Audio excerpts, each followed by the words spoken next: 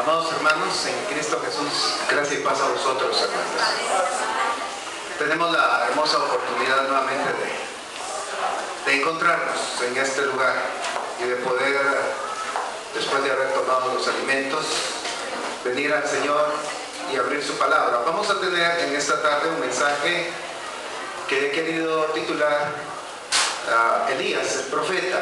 Y para eso quisiera pedirles que vayamos a Mateo, capítulo número 16. Mateo capítulo 16, en donde encontramos una porción de la palabra del Señor en donde está el profeta Elías. Aparece mencionado aquí el varón. Otra vez, creo que ya los niños han salido y si no, pues les invitamos a que vayan a su clase. Mateo capítulo 16, verso 13. 16, 13. Dice así: viniendo Jesús a la región de Cesarea de Filipo, preguntó a sus discípulos diciendo: ¿quién dicen los hombres que es el Hijo del Hombre? Y ellos dijeron: unos Juan el Bautista, otros Elías y otros Jeremías o alguno de los profetas. Y él les dijo: vosotros, ¿quién decís que soy yo? Y el verso 16 afirma que respondiendo Simón Pedro dijo: tú eres el Cristo, el Hijo del Dios viviente. Así que les invito a que, habiendo hecho la lectura, hagamos una oración. Si le es posible a usted ponerse de rodillas, le invito a que me acompañe.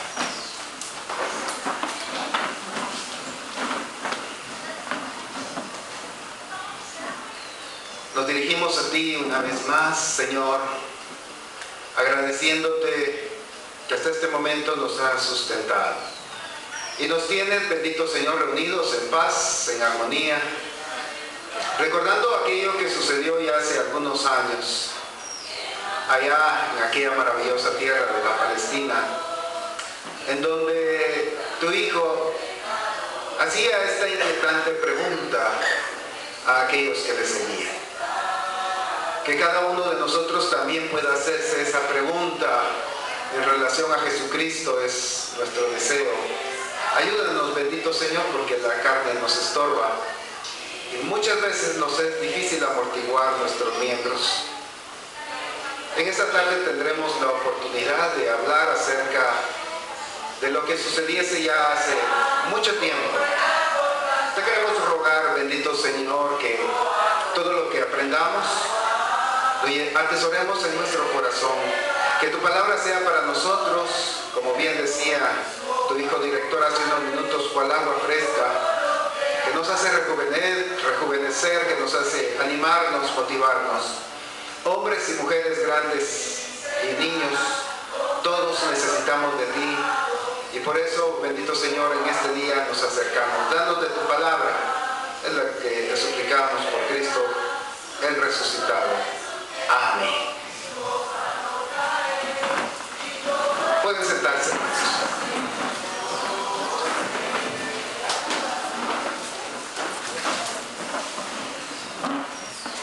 En este mismo relato, hermanos, que estábamos apreciando hace unos minutos, el evangelista Marcos, que se cree escribió antes que Mateo, agrega que ellos iban por las aldeas, iban caminando por las aldeas, y cuando iban de camino es que Jesús hace la pregunta que ya leímos: ¿quién dicen las personas que es el Hijo del Hombre? La respuesta es la que realmente nos interesa, dado el título de nuestro tema para esta tarde. Habían personas en aquel lugar, en la época de Jesús, que creían que él era Elías resucitado. ¿De dónde sacarían esa creencia? Lo desconocemos. Realmente una reencarnación no es propia de la religión judía. Esto es más de regiones más hacia el oriente, que sí, en donde sí creen en la reencarnación. Así que no era factible. Sin embargo, habían personas que creían que Jesús podía ser Jeremías, podía ser Juan el Bautista, que ya había muerto, pero otros apuntaban a Elías. Y sobre Elías, pues nos conviene meditar en esta tarde y buscarle provecho a la meditación. Hay 30 referencias sobre Elías en el Nuevo Testamento, aunque el personaje realmente es de los escritos antiguos. Ahí aparece su historia y su vida, o por lo menos parte de ella.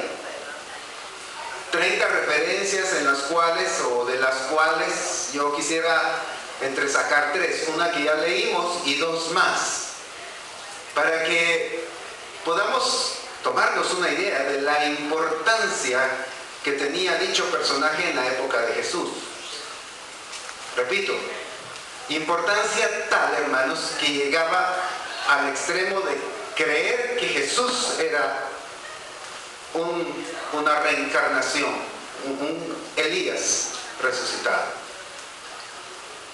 Así, con este pensamiento, yo quisiera invitarles a que vayamos a otra porción de la palabra del Señor. Allá la encontramos siempre acá en Mateo,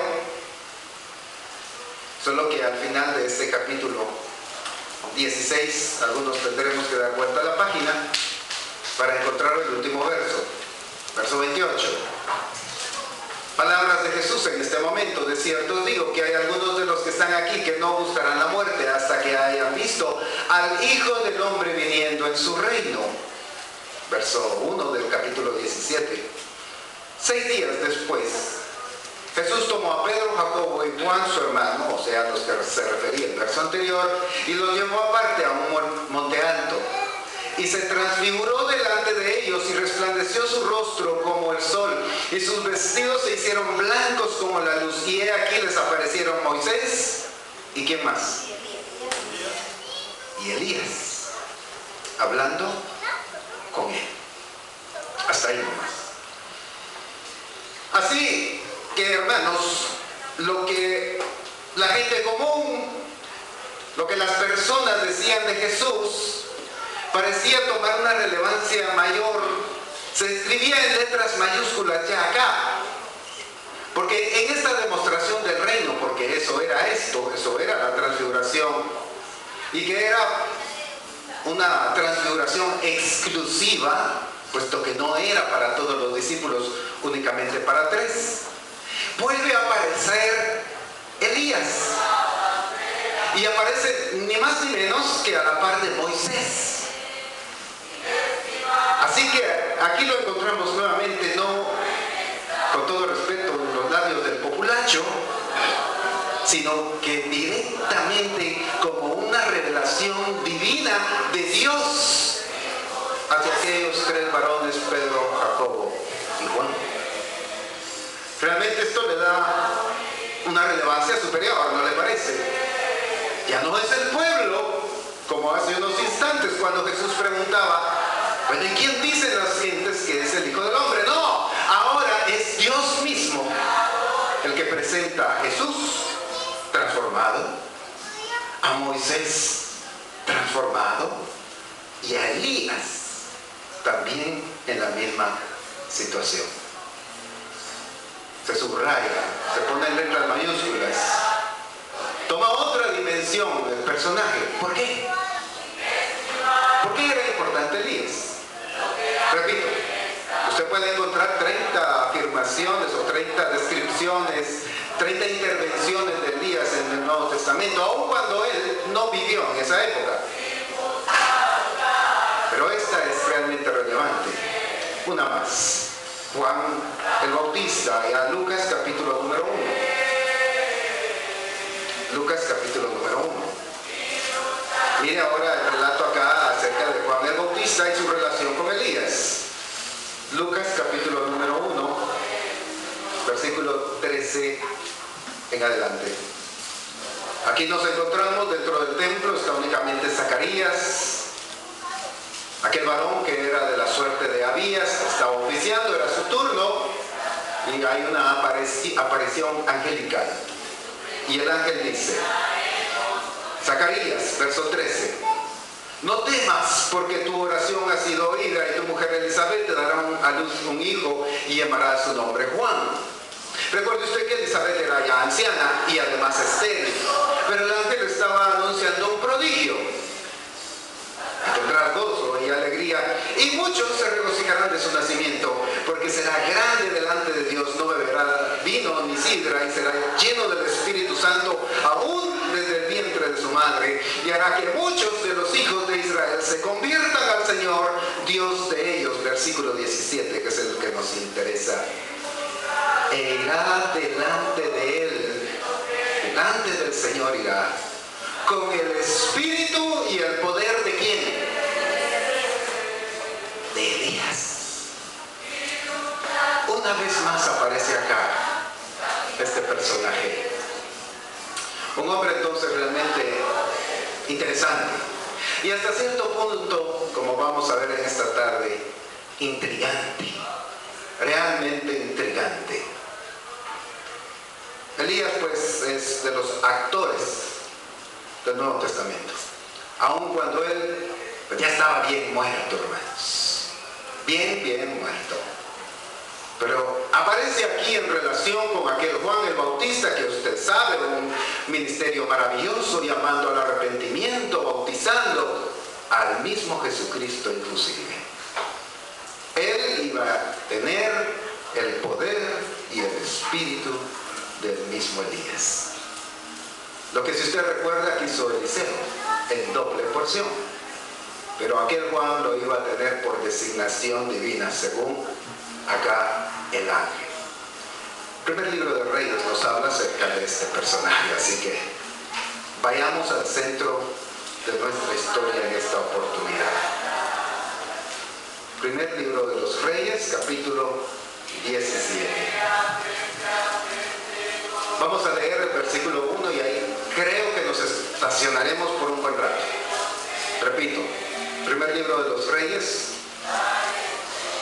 capítulo 17, verso 1. Y ahora sí vamos hasta mucho tiempo atrás, cuando aparece el profeta Elías. Dice así: entonces Elías Tisbita, que era de los moradores de Galaad, dijo a Acab: vive Jehová Dios de Israel, en cuya presencia estoy, que no habrá lluvia ni rocío en estos años, sino por mi palabra.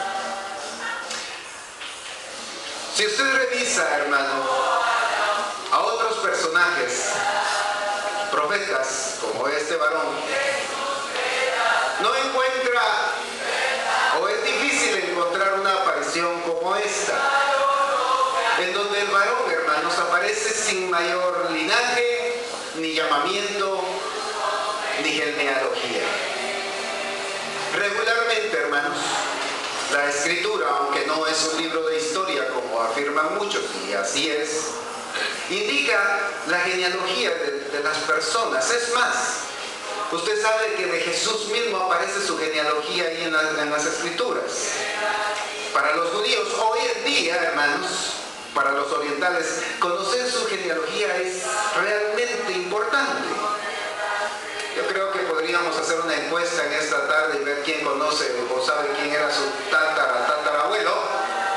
Yo creo que difícilmente podríamos responder. Yo sería el primero, al cual me costaría. No le ponemos mucha atención a ese negocio, pero no es así con los orientales. Sin embargo, acá encontramos un profeta sin genealogía, sin linaje. Si usted quiere, busque más atrás, pase las páginas hacia atrás y verá que no vuelve a aparecer Elías, sino que esta es su primera aparición en escena. Se dice de él que es Tisbita, de Tisbe, una ciudad de Galaad, poco reconocida también. El personaje es realmente curioso, porque de esa área, hermanos, lo que se sabe es que no habían hebreos. La población que había ahí, hermanos, era ismaelita. ¿Y quién era Ismael? A ver, ¿alguien recuerda quién era Ismael? Correcto. de los israelitas, no. Era uno de los hijos que habían nacido por la desesperación, si usted quiere, de Abraham. Así que podemos pensar que este hombre misterioso en este momento no tendría mucho que hacer dentro de los límites del reino de Israel, y menos con el rey Acab del reinado del norte. Pero ahí estaba, hermanos. El hecho es que ahí aparece y ahí está, y está dando una palabra, una profecía, hermanos, que iba a impactar no solo a los de aquella época, sino a Santiago mismo, el hermano de Jesucristo. Él lo mencionó allá en Santiago. Ahora denle la vuelta totalmente a la escritura y vayamos casi al final. Allá en Santiago, capítulo número 5, versículo 17, del cual yo quisiera que apuntásemos a la segunda parte, no a la primera. Dice así Santiago, capítulo 5, verso 17. Elías, dice, era un hombre sujeto a pasiones semejantes a las nuestras, que es la parte que dejaremos pendiente. Y oró fervientemente para que no lloviese, y no llovió sobre la tierra por 3 años y 6 meses. Otras versiones, como por ejemplo la Biblia de Jerusalén, dice que oró insistentemente. La versión antigua de la Reina Valera dice que rogó. Y Dios habla hoy, dice que oró con fervor. Siendo un hombre como nosotros, él oró, rogó insistentemente, con fervor, como usted lo quiera ver, y Dios le escuchó. Estaba frente a un rey, dicho sea de paso, despiadado, pagano, a pesar de ser israelita. Él sí, el rey sí lo era, pero con muy mala conciencia, muy malo. Y estaba ahí aquel hombre desconocido, sin genealogía, sin llamamiento. Y es que aún los profetas, hermanos, muchos de ellos, usted puede revisar la escritura y aparece el llamamiento. Cuando el Señor los llama, cuando el Señor los trae al ministerio.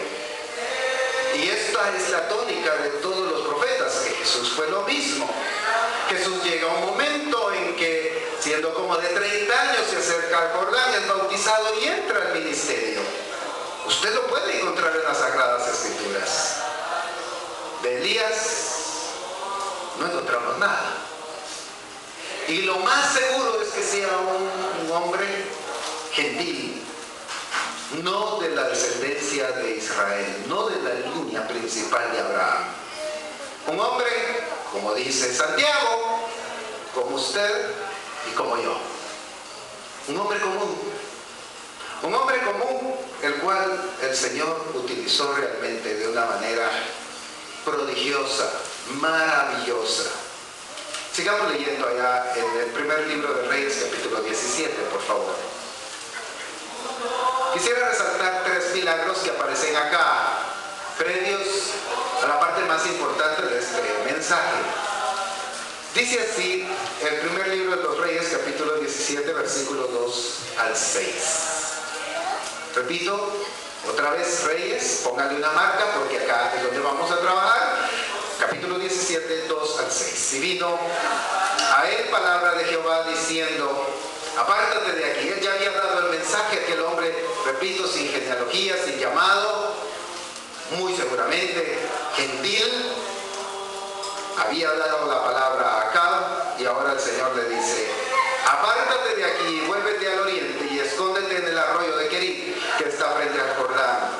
Beberás del arroyo, yo he mandado a los cuervos que te den allí de comer. Y él fue e hizo conforme a la palabra de Jehová. Pues se fue y vivió junto al arroyo de Querit, que está frente al Jordán. Y los cuervos le traían pan y carne por la mañana y pan y carne por la tarde. Y bebía del arroyo. Mire qué interesante para ese relato. Esto, si usted quiere, todavía le agrega más chile al caldo.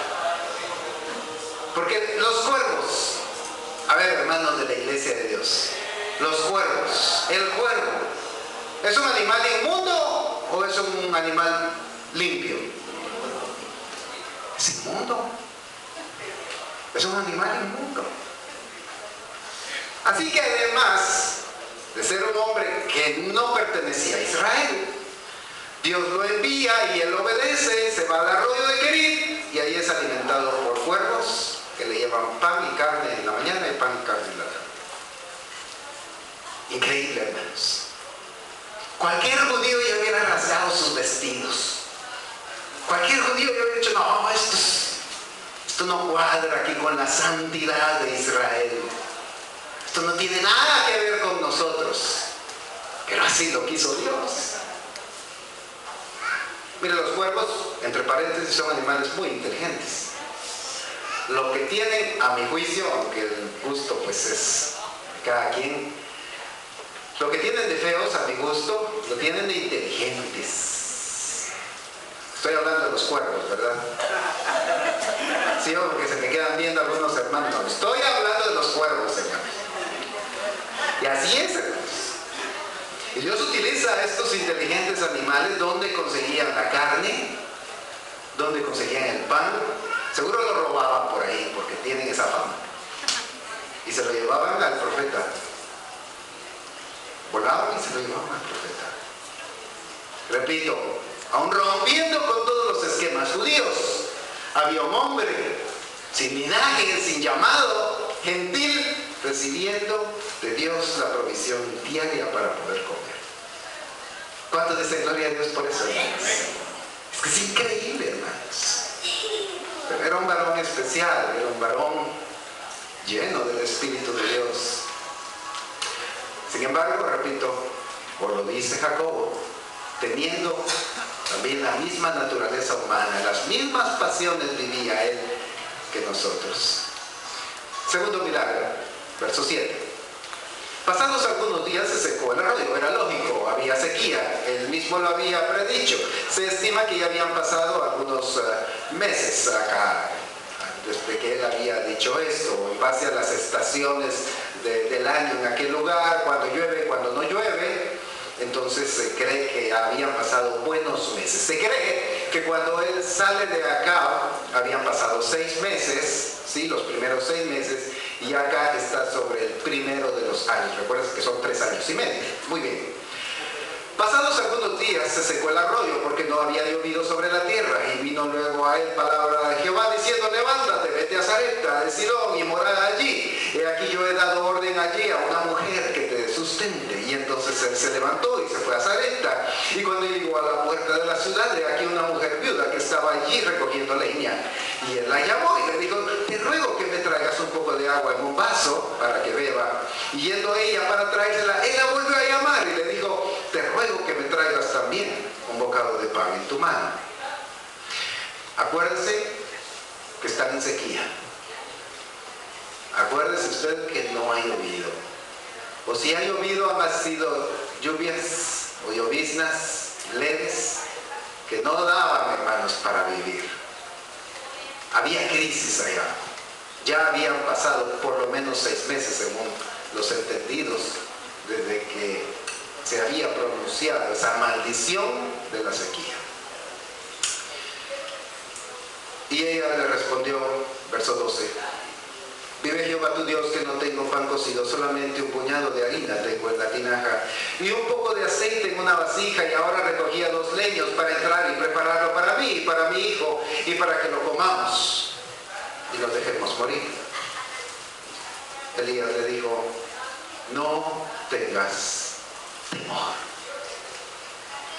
Mire, estas palabras me recuerda que Jesús las dijo muchas veces, cuando iban allá en aquel mar que estaba agitado, y él aparece y pensaron que eran fantasmas y medio mundo empieza a gritar. Él les dice: no tengan temor. Cuando el Señor estaba en la última cena, también les dijo: no os turbéis, cálmense, confíen en mí. Y es lo que Elías, el profeta, estaba transmitiendo a aquella mujer viuda, de Sarepta. Entre paréntesis, otro lugar que no era israelita. La mujer tampoco era judía, recibiendo palabras de fe de un varón que tampoco lo era. ¿Qué le parece? Aquí en el Antiguo Testamento, aquí en la perla de los judíos, que defienden a capa y espada, hermanos. Aquí hay personajes gentiles llenos de fe actuando a beneficio nuestro. Porque lo que fue escrito, ¿para qué fue escrito, hermanos? Eso fue escrito para nosotros, para usted, mujer, para mí. Para cuando estamos complicados, hermanos, cuando estamos viviendo situaciones difíciles, cuando no hay trabajo, cuando hay sequía, cuando hay problemas, el Señor dice, no temas. Y entonces continúa diciendo, dice acá, Elías le dijo, no tengas temor. Ve y haz como has dicho, pero hazme a mí primero de ello una pequeña torta cocida debajo de la ceniza y tráemela, y después harás para ti y para tu hijo. Porque a Jehová, Dios de Israel, ha dicho así, la harina de la tinaja no escaseará, ni el aceite de la vasija disminuirá, hasta el día en que Jehová haga llover sobre la faz de la tierra. Entonces ella se fue e hizo como Elías le dijo, y comió él y ella y su casa muchos días. Y la harina de la tinaja no escaseó, ni el aceite de la vasija menguó, conforme a la palabra que Jehová había dicho por medio de Elías. Gloria a Dios por eso, hermanos. Increíble, increíble. El milagro por sí es realmente prodigioso, increíble. Una vasija que da y da y da. Eso nosotros, los occidentales, nos lo presentan como un cuento de hadas, ¿verdad? De niños, cuando somos niños aparece ahí el genio de la lámpara. ¿Y qué quieres tú? Ah, quiero tal cosa, que nunca se acabe el aceite de la vasija ahí. Es un cuento. Para nosotros los occidentales eso es un cuento, no es historia, no es real. Aquí sí era real, hermanos. No se acabó el aceite y no se acabó la harina, hermanos. Pero había una prueba de fe. Había que viajar primero a Sarepta y buscar una mujer viuda. Aquel varón ya lo sabía.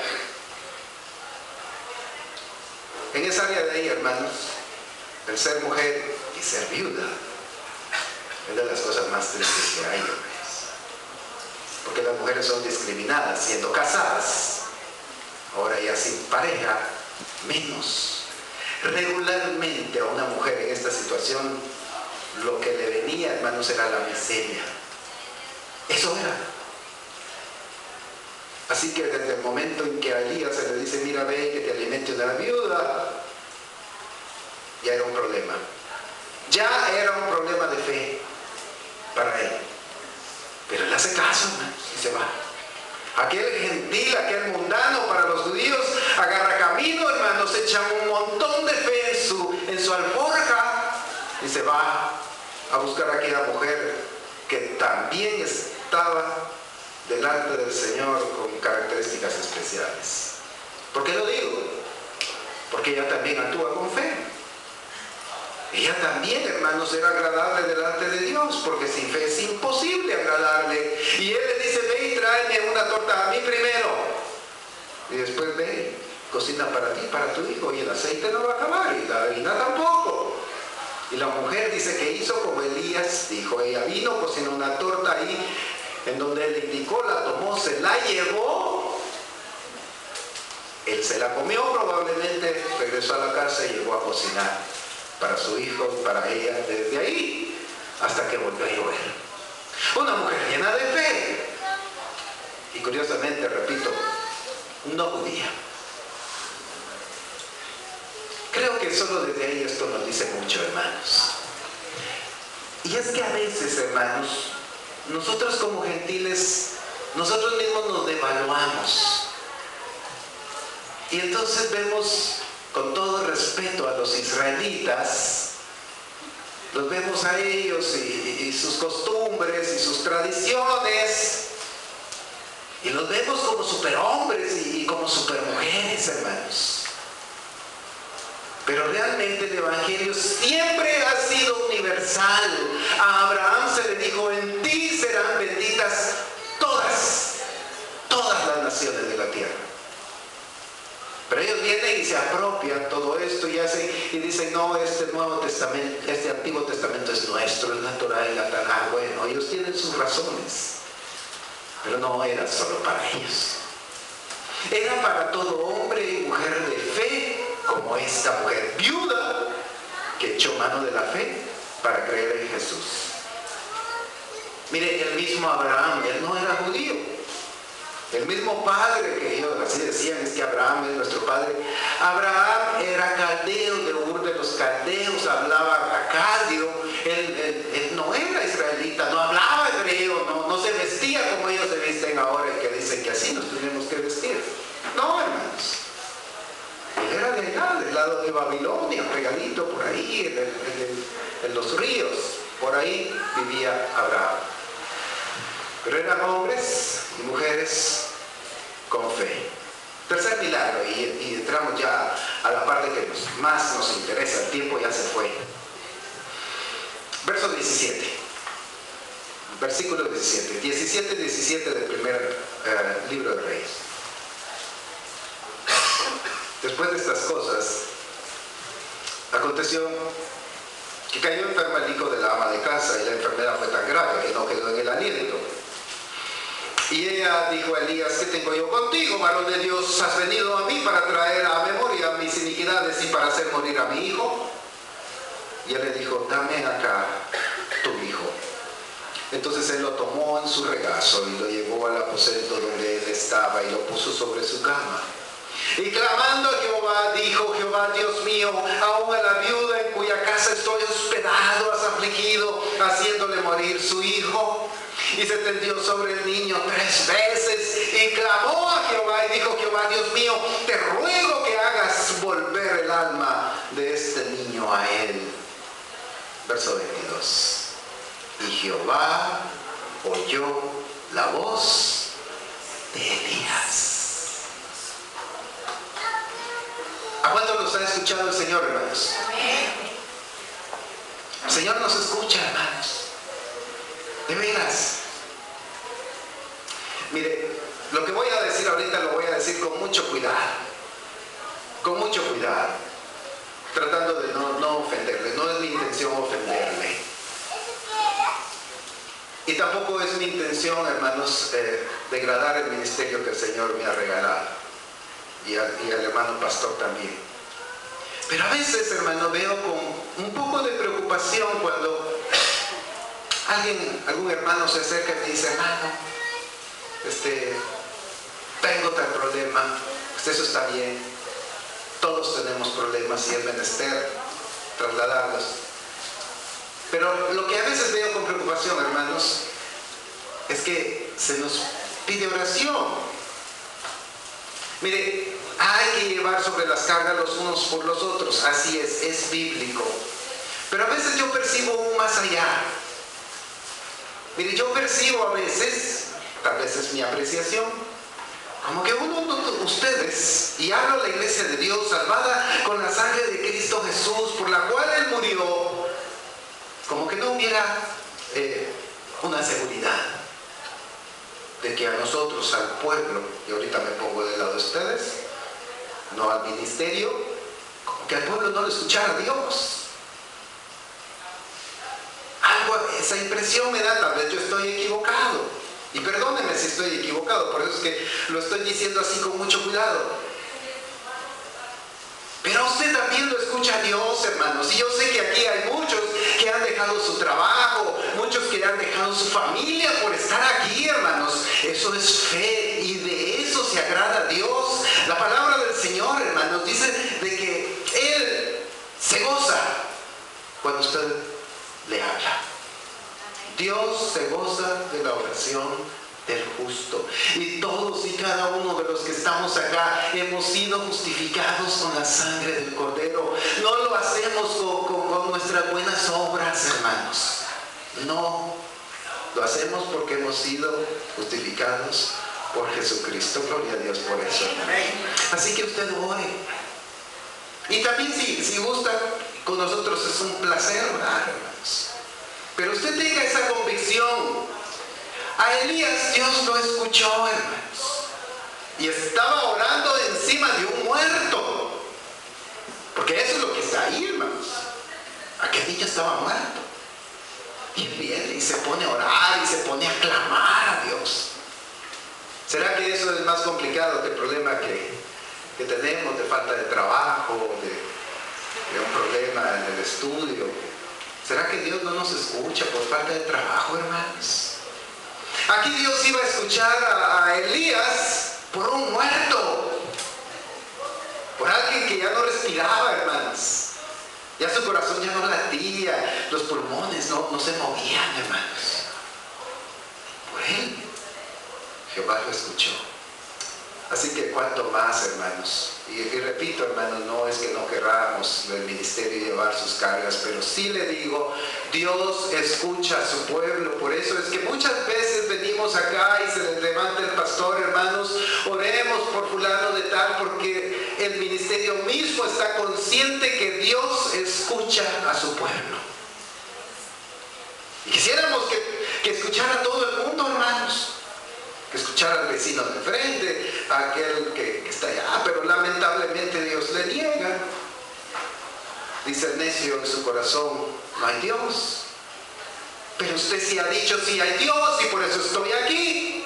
Por eso me he presentado delante de Él, y por eso quiero tener fe en Él. ¿Es así, hermanos? ¿Cuántos tienen fe en el Señor? ¿Cuántos creen en Dios, hermanos? Así que oremos. Pidámosle a Dios con convicción, sin miedo, y llevemos las cargas los unos con los otros, por los otros, como dice la Escritura. Y se tendió sobre el niño 3 veces y clamó a Jehová, esto en el 21, y dijo Jehová, Dios mío, te ruego que hagas volver el alma de este niño. Y Jehová oyó la voz de Elías, y el alma del niño volvió a él, y revivió. Gloria a Dios, hermanos. Increíble. Un hombre sin linaje, sin llamado, sin genealogía, gentil, en la casa de una mujer igualmente gentil, pero ambos con mucha fe, ambos creyendo en el Dios de los judíos y clamándole a Él, así como nosotros,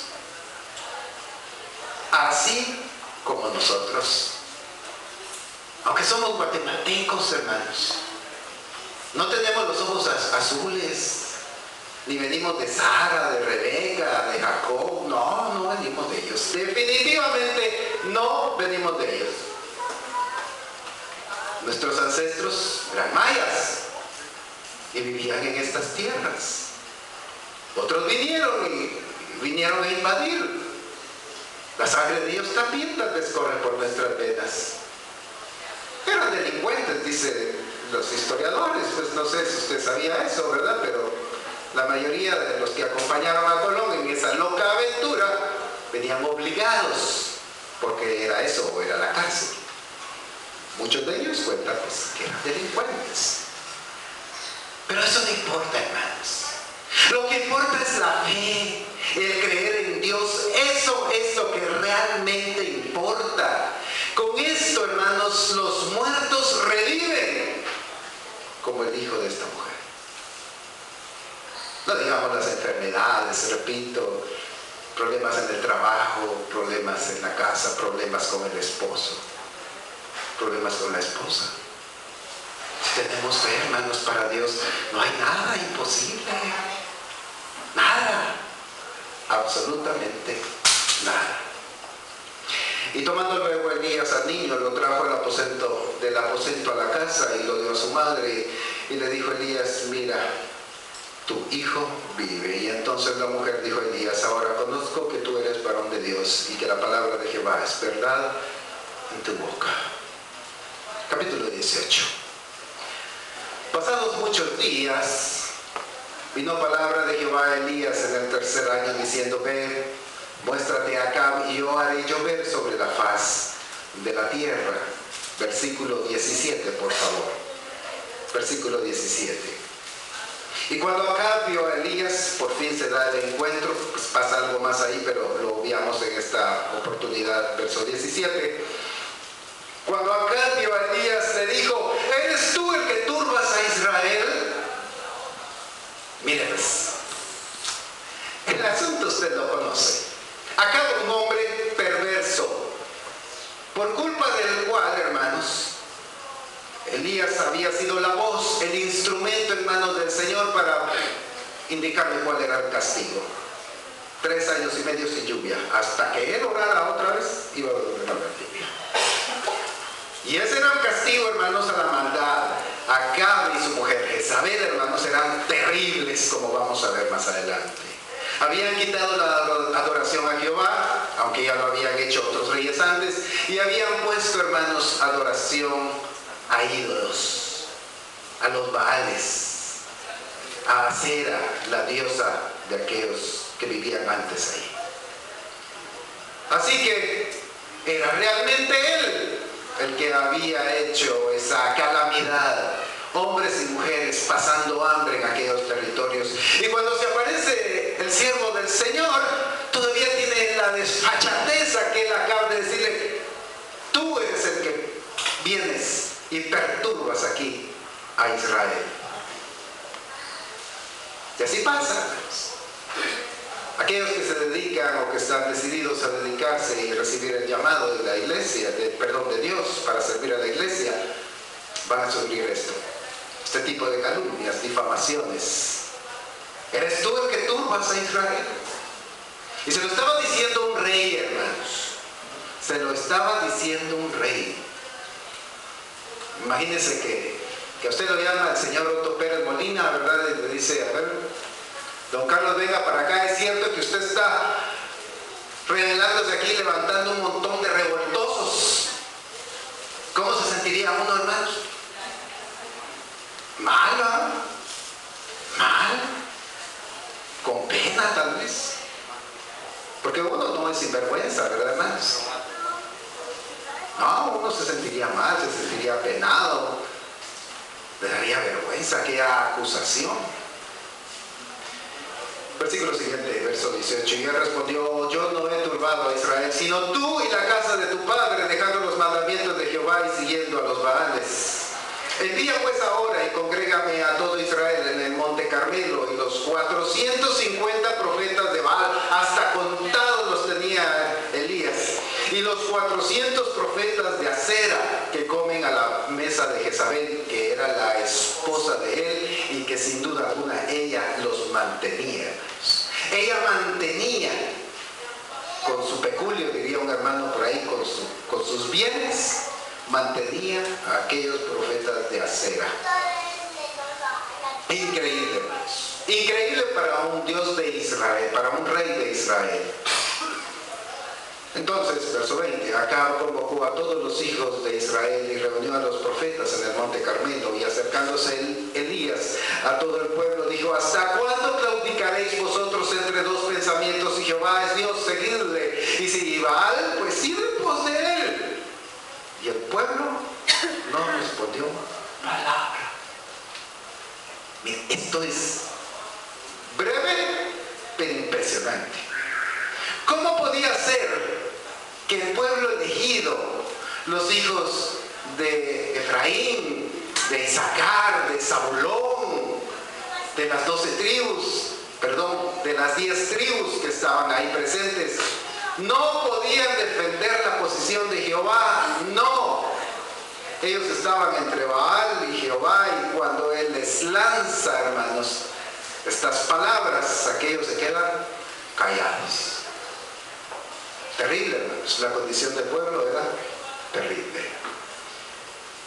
Y Elías volvió a decir al pueblo: solo yo he quedado profeta de Jehová, más de los profetas de Baal hay 450 hombres. Por cierto, pues los de Acera llegaron a aquel encuentro. Los de Acera, los 400 de Acera, ya no vuelven a aparecer ni nombrados.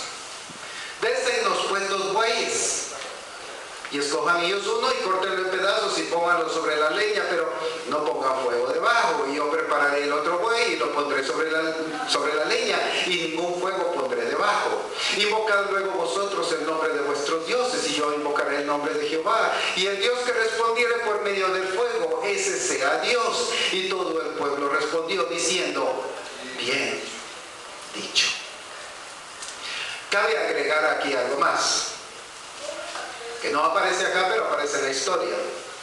Ese Baal, hijo de él, príncipe de los dioses entonces, tenía, hermanos, el poder de la lluvia y del trueno.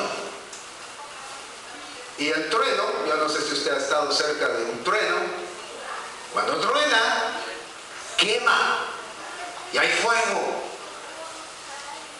Así que para Baal no era ningún problema el hacer de que el holocausto que ellos tendrían que preparar, estos 450 sacerdotes de él, pues pudiera arder, porque era realmente el Dios del trueno.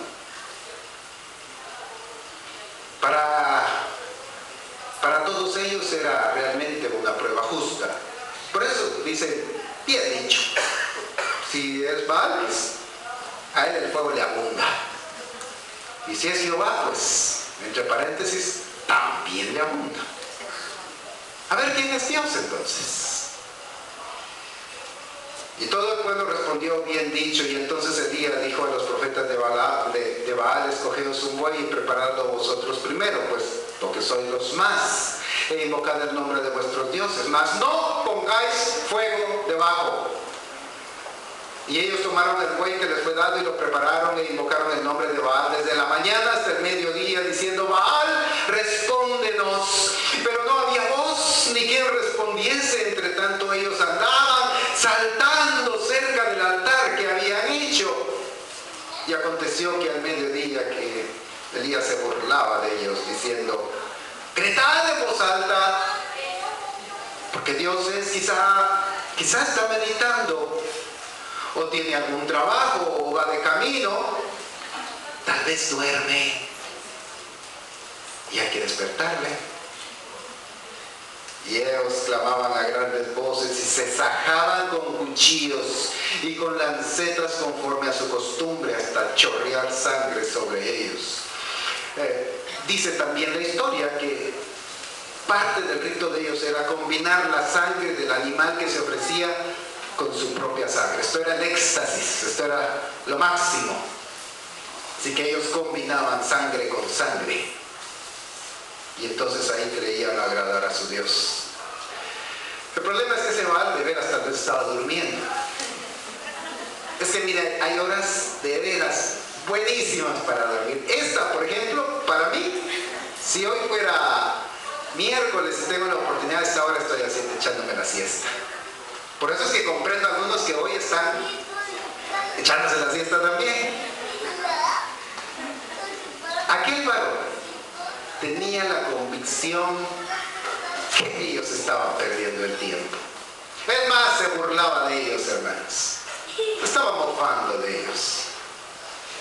Es que mira, hermano, eso así es. Jehová es Dios, Él nos lo ha comprobado, hermanos. Y no lo ha comprobado con prodigios. Bueno, tal vez usted sí ha visto alguno, pero nos lo ha comprobado en nosotros mismos, hermanos. Cambiando nuestra forma de ser, cambiando nuestra vida.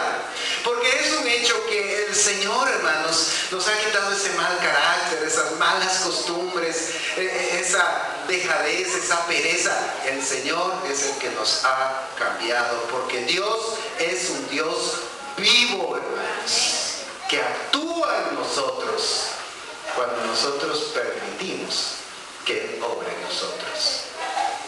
Así que no nos tienen que andar dando pruebas. La prueba viviente es usted mismo y yo. Esa es la prueba. No hay que buscarle más.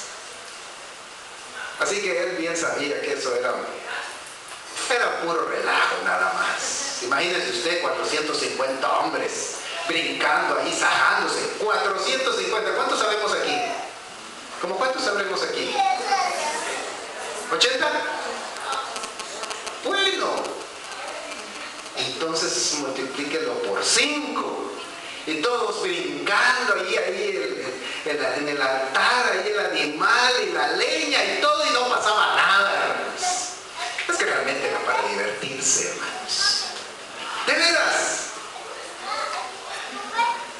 Pero viéndolo con un poco más de respeto, porque creo que conviene eso también, pues realmente era una condición triste de aquellos hombres, hermanos.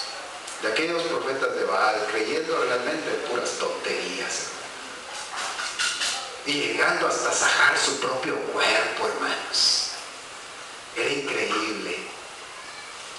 Así que nosotros podríamos mentalmente viajar allá y tal vez ver todo esto que pasa.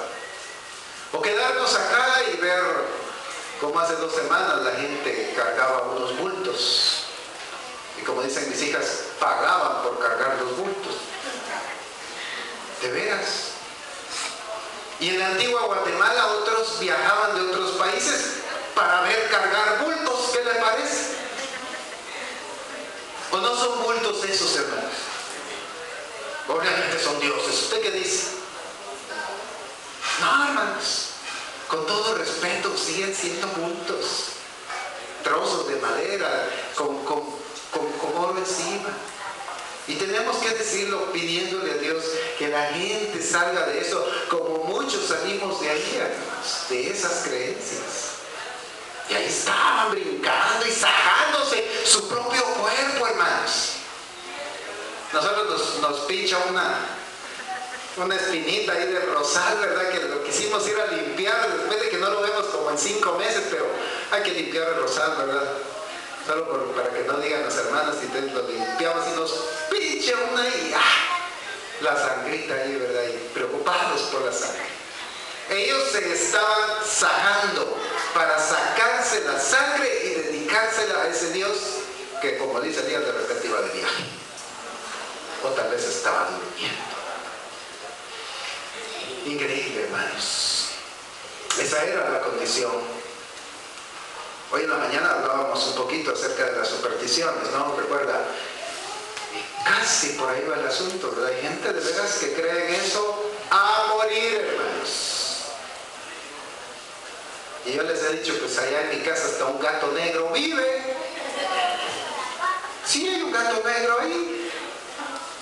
Y para gloria del Señor vivo feliz, hermanos.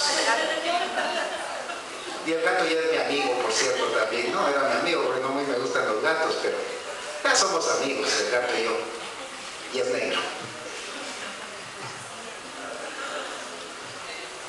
¿Por qué verso íbamos, hermanos? 29, no. 29. Entrémosle al 29. Y pasó el mediodía y ellos siguieron gritando frenéticamente hasta la hora de ofrecerse el sacrificio, pero no hubo ninguna voz ni quien respondiese ni escuchase. Entonces dijo Elías a todo el pueblo: acercaos a mí. Y todo el pueblo se le acercó y él arregló el altar de Jehová que estaba arruinado. Y tomando Elías 12 piedras, dice acá, conforme al número de las tribus de los hijos de Jacob, al cual había sido dada la palabra de Jehová, diciendo: Israel será tu nombre, edificó con las piedras un altar en el nombre de Jehová, y después hizo una zanja alrededor del altar en que cupieran 2 medidas de grano. Preparó luego la leña y cortó el buey en pedazos y lo puso sobre la leña. Imagínense ustedes esto, ¿no? Él solito ahí, porque solo él había quedado, dice. Y estaba toda la multitud del pueblo y también, por supuesto, los sacerdotes de Baal viendo lo que se hacía, ¿no? Y él solito ahí preparando todo. ¿No habrán pensado que estaba loco? Continúa diciendo. Y dijo: llenad 4 cántaros de agua y derramadla sobre el holocausto y sobre la leña. O sea, además de eso iba a estar todo empapado. Y le dijo: hacedlo otra vez. Y otra vez lo hicieron. Y dijo aún: hacedlo la tercera vez. Y lo hicieron la tercera vez. Y dice: de manera que el agua corría alrededor del altar y también se había llenado de agua la zanja. Todo estaba empapado, hermanos. Y era para probar que Jehová era Dios. Cuando llegó la hora de ofrecer el holocausto, se acercó el profeta Elías y dijo: Jehová, Dios de Abraham, de Isaac y de Israel, sea hoy manifiesto que tú eres Dios en Israel y que yo soy tu siervo. Es que mire, hermano, usted y yo, otra vez voy a la carga, usted y yo hemos dejado muchas cosas por servir al Señor. No sin razón los discípulos decían: Maestro, nosotros que hemos dejado todo, ¿qué pues tendremos? ¿Qué les dijo Jesús? Les dijo: ahí voy a pensar a ver qué les damos. ¿Así les dijo Jesús? No, porque hay un premio, hay un galardón, hermanos. Esa prueba de fe que usted y yo tenemos hoy en el siglo XXI va a ser premiada. Y Elías decía: yo soy tu siervo, escúchame. Y no es que le estemos forzando a Dios ni torciéndole el brazo, sino que estamos haciendo una actitud justiciera, de justicia. Porque yo sé que aquí hay muchos que han dejado cosas importantes en su vida por servir al Señor, así como lo hicieron los discípulos. Y el Señor les dijo: vosotros que me habéis seguido, os sentaréis en 12 tronos juzgando a las 12 tribus de Israel, nada más y nada menos que eso, hermanos. Y para usted dice: aquí yo vengo presto y mi galardón conmigo, a pagar a cada quien conforme fuere, ¿qué cosa? Su obra. Así que no es de balde estar en el coro, hermanos, de veras, y estar ensayando, y el esfuerzo y el trabajo. No, hermanos, no es de balde estar ahí con los muchachos, con los cables y todo. No es de balde, hermanos. Yo soy tu siervo, decía Elías. Yo soy tu siervo, y que por mandato tuyo he hecho estas cosas. Y es que era la verdad, hermano. Cuando usted y yo servimos aquí, lo hacemos por mandato del Señor. ¿Es así o no es así, hermanos? Porque el Señor nos ha mandado a servir. Unos en un ministerio, otros en otro ministerio, otros evangelistas, otros pastores. Están los que predican, están los que ayudan. Todos y cada uno con un llamado específico, sirviendo al Señor. Yo le preguntaba al hermano Germán hoy en la mañana: bueno, ¿y cómo se vinieron? Hace 8 días estábamos en Mazatenango, y pues los muchachos se quedaron aún el domingo. Yo no pude por mi trabajo, pero dice que a las 10:30 de la noche agarraron camino desde Mazatenango hasta acá, de noche, en oscuras. ¿No les llovió? Porque gracias a Dios no les llovió, hermanos, porque ahí llueve terriblemente, y si de día no se mira, ya me imagino cómo es eso de noche. Pero también tendrán su paga los muchachos. También Dios les pagará ese sacrificio, y aún, hermanos, el riesgo de poner su vida en peligro ahí, Dios se los va a pagar. Y por mandato de Dios lo hacemos.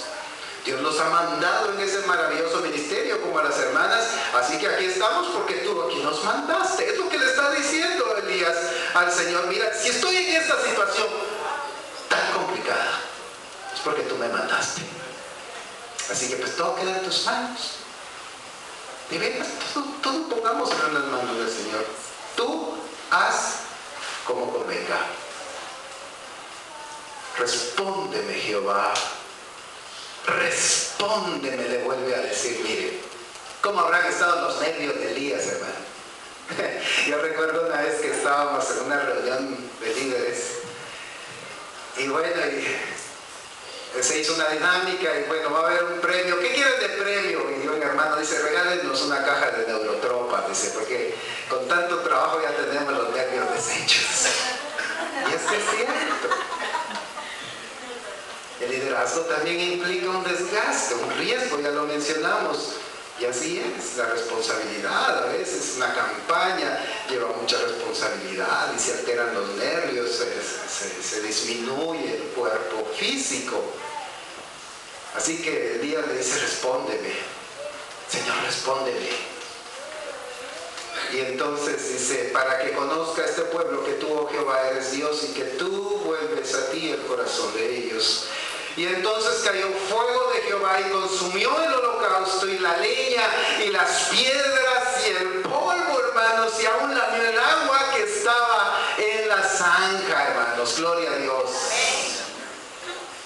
viéndolo todo el pueblo se postraron y dijeron, ahora sí. Ahora no se quedaron callados. Jehová es el Dios, Jehová es el Dios. Entonces Elías les dijo, prended a los profetas de Baal para que no escape ninguno, y ellos los prendieron y los llevó Elías al arroyo de Sison, y ahí los degolló, por cierto, cumpliendo las palabras del Deuteronomio. Y entonces Elías dijo a Acab, sube, come y bebe, porque una lluvia grande, dice, se oye. Y Acab subió a comer y a beber, y Elías subió a la cumbre del Carmelo y postrándose en tierra puso su rostro entre las rodillas y vuelve a pedirle al Señor y vuelve a clamar, y la lluvia llega a aquel lugar. Porque tenía que cumplirse lo que dice Santiago. Dejemos ahora la historia y regresemos a Santiago en su capítulo 5, versículo 17 que estábamos leyendo. Elías era un hombre sujeto a pasiones semejantes a las nuestras. Y es la parte que habíamos dejado pendiente, ¿no? Elías era así como usted y como yo. Y por razón del tiempo ya no podemos continuar viendo la vida de Elías, y un punto clave en donde él es amenazado por aquella Jezabel y huye. Después de estar valiente ahí, haber degollado a aquellos 400 profetas de Baal, huye de la mujer de Acab, de la reina. Huye, se esconde. Y Dios, con su maravillosa bondad y misericordia, va y lo busca y le dice, ¿qué estás haciendo aquí, Elías? Porque él era un hombre, una mujer como usted, de carne y hueso. Y es más todavía, yo he querido resaltar en todo este sermón que era gentil como aquella mujer de Sarepta, un hombre sin llamamiento, un hombre sin linaje. No se sabe ni siquiera quién era. Como Melquisedec. ¿Recuerda usted Melquisedec? Otro hombre misterioso, pero siervo del Dios Altísimo. Y curiosamente de él toma linaje sacerdotal, ni más ni menos que Jesús. Increíble.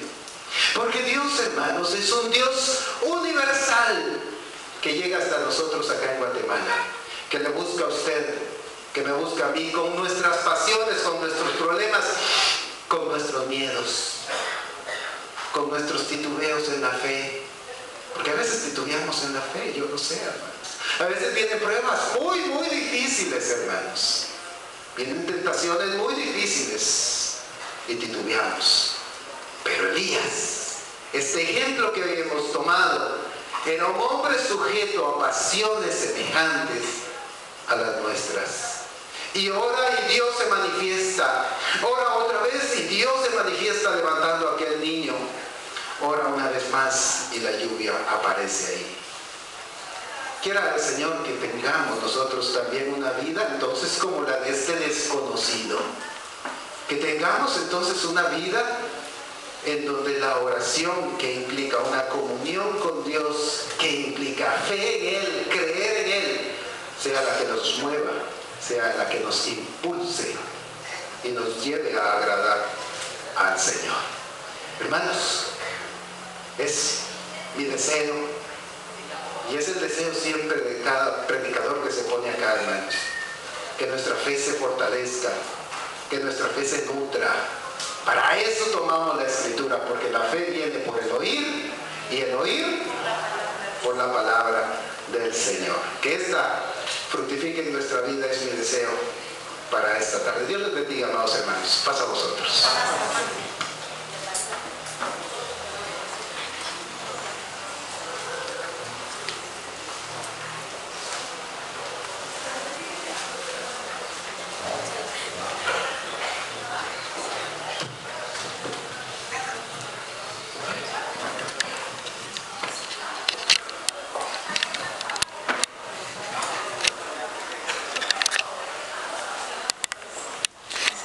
Bien, hermanos, les ruego que se pongan de pie.